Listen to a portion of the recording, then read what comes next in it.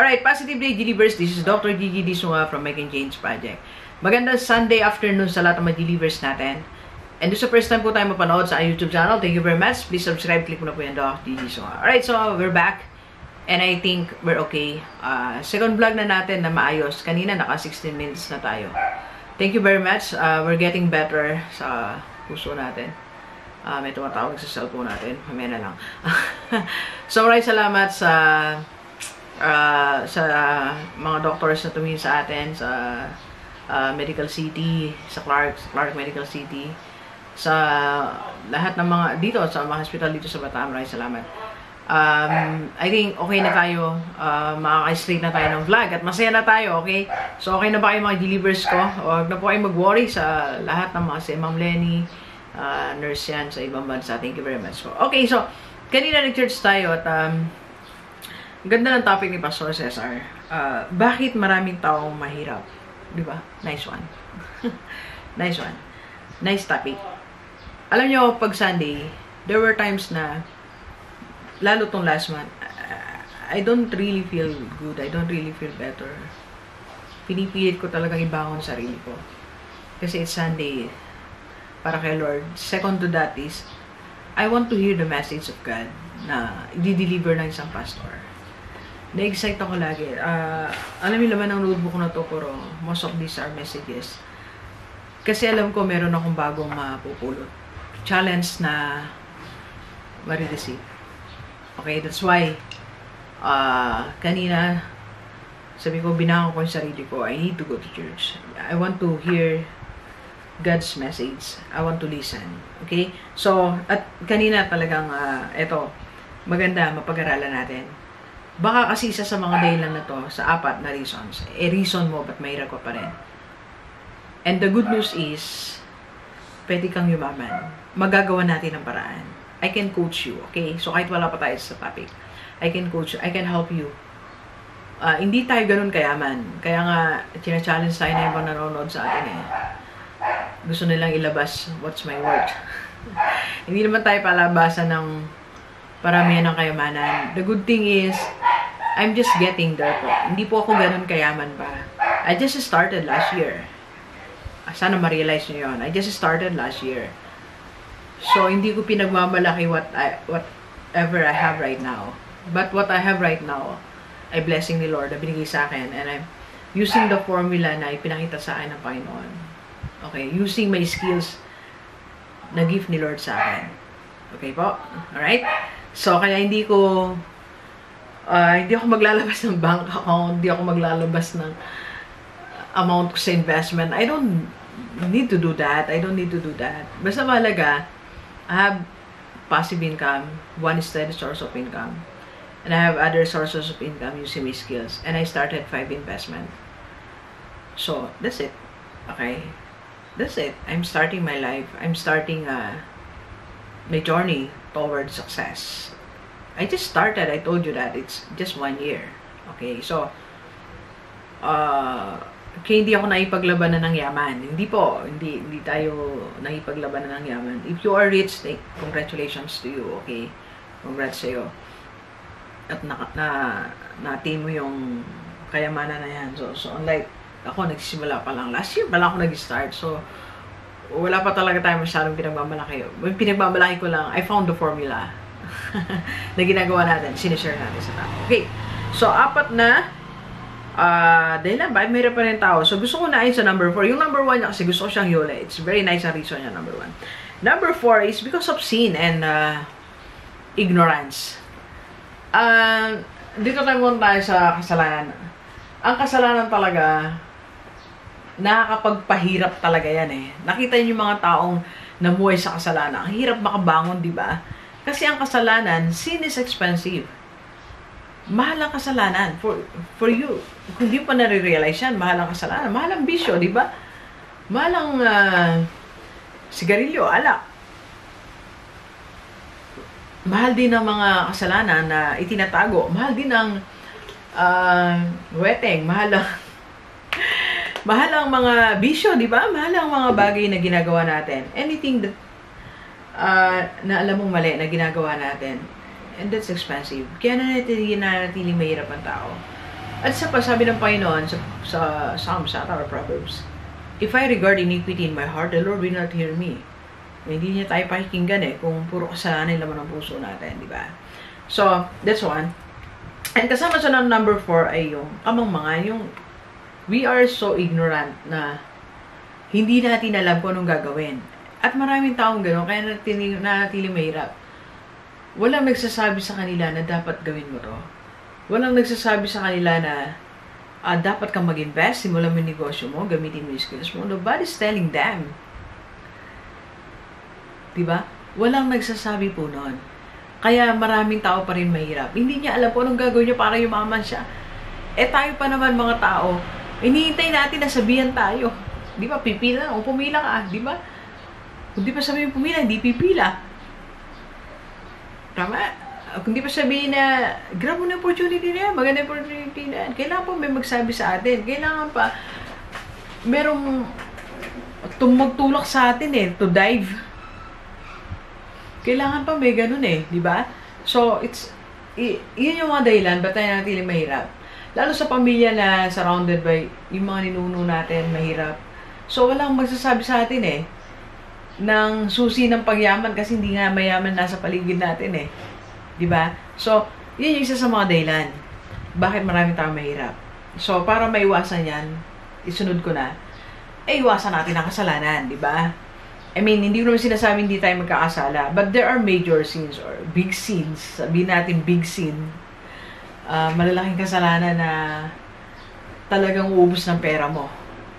At isang araw magigising ka na mahirap ka na. O hindi ka na yayaman because of that sin. Sino ba naman yayaman na pagtas mo magtrabaho, busin mo sa bisyo, mag-beer house ka? Sino ba naman yayaman na inubos mo sa sugal ang pera mo? Di ba? So, iwasan ang kasalanan. Okay? Pangalawa, yung kamangmangan, magpaturo. I can coach you. Magpa-coach ka. Diba? What is 3,000 na ibabayad mo online coaching? Kapalit ng success mo. Sabi ko kasi sa vlog ko, if I can go back, I will pay 10,000 para lang naturuan ako that time. Kung ano gagawin sa pera ko, paano ako mag-i-invest, wala ako investment, bro. I work so hard. But hindi ako yumaman. Kasi hindi yun ang formula Ang formula kasi knowledge. Sabi nga, di ba, knowledge is power. Ang formula kasi is, dapat alam mo kung anong gagawin mo sa pera mo Dapat alam mo kung paano palaguin ang pera mo. That's the formula. Okay? So, wala yan yung mga mahirap. Hindi nila alam kung anong gagawin nila. Nobody's telling them. Yung simpleng pag-ibig, MP2 nga na investment. Ilang tao, ilang Pilipino ang nakakalam niyan at ilan ang hindi nakakalam. I bet, mas maraming hindi nakakalam niyan na pwede silang mag-invest sa pag-ibig through pag-ibig MP2. Ignorance. Diba? Ilang tao nakakaalam na yayaman ka sa real estate. When you buy property, pagandahin mo, paayos mo, then you sell it. Wala. That's ignorance. One of the reasons ba tayo natin mahirap. We don't know. We don't know UITF. We don't know stock market. We don't know high-level investment. We don't know Forex. We don't know how to start our business. Anong permits ang kailangan mo? Ignorance. And that's keeping us poor. Yung mga hindi natin alam na yun, yung susi sa pagyaman Diba? So, iwasan natin yan. Pag imulat natin isipan natin, paturo tayo, magpa-coach tayo, magbasa tayo, manood tayo ng vlogs, ang dami. My God, pag nagpunta ka sa YouTube, type ka lang ng business, ang dahil lalabas. Type ka ng success, type ka ng being rich, money management, investment, ang dami. Why waste your time watching nonsense TV series? Why waste your time dwelling on your past, dwelling on the things na wala ka nang magagawa? Diba? Alright?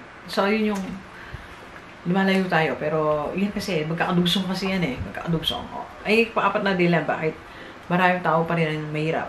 Ikatatlong dahilan, bakit maraming pa rin tao mahirap. Due to injustice. Ito, yung pinapayagan din naman natin Unfair yung mundo. Pinapayagan naman natin maging biktima tayo ng unfairness, ng injustice. Di ba? Hindi tayo binabayaran ng tama. Pinapayagan naman natin. Pasok pa rin tayo ng pasok sa kumpanya na yan. Alam mo, hindi ka binabayaran ng tapat. Hindi ka binabayad ng SSS. Wala kang ibang benefits. Ba't di ka umalis dyan? Di ba? Injustice. Biktima tayo ng maraming mga I don't know. Maraming mga humihingi sa atin ng mga pera na ayokong sabihin yung kotong or ano ba yun or I don't know, pero try to think about it sa buhay mo. Biktima ka ba ng injustice? Yung ba sweldo mo may nakikihati, yung resources mo may gumagamit, pinapayagan naman natin, di ba? So huwag natin hayaan na maging biktima tayo ng injustice. Ayaw din ni Lord yun eh. Yung sobrang okay lang mabait, pero if that's hurting you and your family, that's hurting your finances, it's not okay anymore. Mga nag-abroad, alam nyo, 20,000 sweldo nyo dyan. Pagdating nyo dyan, 10,000 lang. At nag-renew pa kayo ng contract. Injustice, di ba? And you're allowing that to happen in your life. You're allowing that. Imagine. You're working 16 hours a day. Tapos, a portion of your salary binibigay mo sa iba. Kasi natatakot ka lang. Why don't you move out? Why don't you move out? Para hindi ka maghirap. Sometimes you have to leave that place eh. You have to leave something. You have to leave someone. Hindi sa bahay, baka injustice na yan, di ba? Yung mga parents, injustice na rin. Baka hanggang ngayon, pati apo nyo kayo nagpapaaral. That's injustice. Yung anak nyo nagsusugal. Yung anak nyo nagbibisyo. Tapos ikaw, you're dying to work. Injustice. Diba? Pinapayagan naman natin. And we're happy doing that. Hindi ko sinasabi hindi tayo tumulong, pero that's keeping us poor eh. Nanatili tayong mahirap because of that. Okay? Alright, sige. Bago tayo lumayo. Okay, number 2 reason bakit marami pa rin taong mahirap is sometimes naghihirap tayo for character training. Ito, this one, I admire this. I like this point. Ako, I was so poor for how many years? Hirap lang tayo. And yung pinagdaanan natin, yun ang character training. Na-train ako on how to endure. Na-train ako on how to be resilient. On how to sacrifice. On how to work hard. Lahat na yan, mga values, character building, na-build ako. Kaya ganito po ako. Kaya, sabi ko nga ngayon, merong kukuha lahat ng pera ko. Hindi nga ganun kadami yung pera ko. Pero, let's say lang Let's just say at present, I have 400,000. At present. Let's say lang po At kung mawala yung bigla, in a blink of an eye, bigla nawala. I believe, just give me time. Just give me a year. Babalik yan. Kasi iba na yung na-build sa akin. It's character na. Hindi ng perang na-build sa akin. Character. Yun yung something na pinagmamalaki ko siguro sa sarili ko. That's character. Na you have courage. Courage is character. Courage to launch new things. Diba? Hindi na ako natatakot mag-launch like nag-start na naman ako ngayon ng overrun business. Diba? Hindi ako natatakot malugi dyan. What if I spend 10,000? It's okay. Diba? I spent 10,000, 20, 30, 40. Diba? Di nag-work. It's okay with me. Ang mahalaga, I have this courage to try new things. That's character. Character building. Hindi ka natatakot mag-fail. Hindi ka natatakot mag-try na ibang bagay. Diba? So, kung ito yung reason, ba't ka pa rin mahirap ngayon, ipakita mo na kaya mo na. Ipakita mo, sabi mo, Lord, okay na ako. Na-build mo na yung character ko. I'm okay. So, pwede na akong yumaman. Kasi baka tinuturuan ka muna ni Lord how to manage 10,000 a month, 20,000 a month. Kung na-manage mo na yan, Lord, bigyan mo na ako ng 100,000 a month. Kaya ko nang i-manage yan. Diba? Makipag-usap ka sa Panginoon. Makipag-usap ka sa Panginoon. Okay? And the first reason, bakit marami pa rin tao ang hindi yumayaman o mahirap? Because, ito ang ganda, by choice. By choice. Pinili mo maging mahirap. Doc G, hindi ko pinili maging mahirap. Hindi mo lang alam, but you're choosing to be poor. Binibigyan ka ng opportunity mag-aral, ayaw mo mag-aral, mas gusto mo magbarkada, and that's by choice. You just don't realize na pag inisip mo magbarkada, mag-inom, you're choosing to be poor. That's your choice. Yun ang pinipili mo na maging mahirap ka. Pag mas pinili mo na hindi mo pinili ang promotion, pinili mo manatiling simpleng ordinaryo kasi ayaw mo, tinatamad ka, ayaw mo pumasok ng maaga, ayaw mo mas malaking responsibility. By choice, you're choosing to be poor. Hindi lang tayo minsan aware na may mga choices tayo sa buhay na pinipili na pala natin maging mahirap. Pinopromote ka, ayaw mo. Pinag-aaral ka, ayaw mo. Yan ay libre, scholarship, ayaw mo pa. You're choosing to be poor. May nakikipag-business partner sa'yo, ayaw mo. May nagyaya sa'yo mag-invest, ayaw mo. Niyayaya ka mag-seminar, umatan ng seminar, ayaw mo. Then by saying no, you're choosing to be poor. Kaya mahirap ka pa rin eh. Ayaw mo gumawa ng mga bagong bagay, ng mga kakaibang bagay, and you're choosing to be poor. Pinipili mo maging mahirap.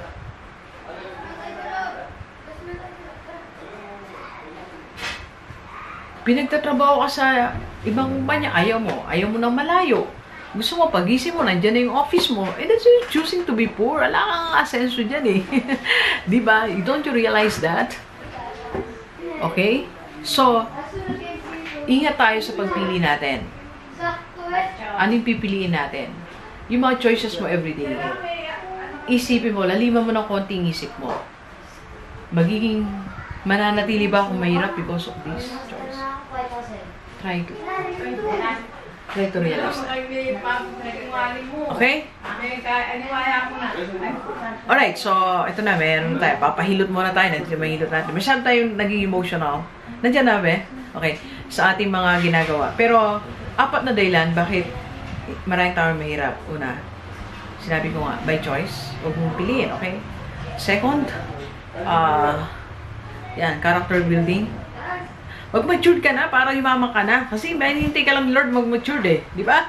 And third, alisin mo yung justice sa sarili mo. At kasalanan, kamamahan. Alright? If you want my help, okay, kaya kitang tulungan, please message me. Message mo lang ako, I can coach you. Alright? Pwedeng personal or online. 0939-525-4311. Alright, so thank you very much, Geniverse. Enjoy the rest of the day. Eh? Let's go, let's go.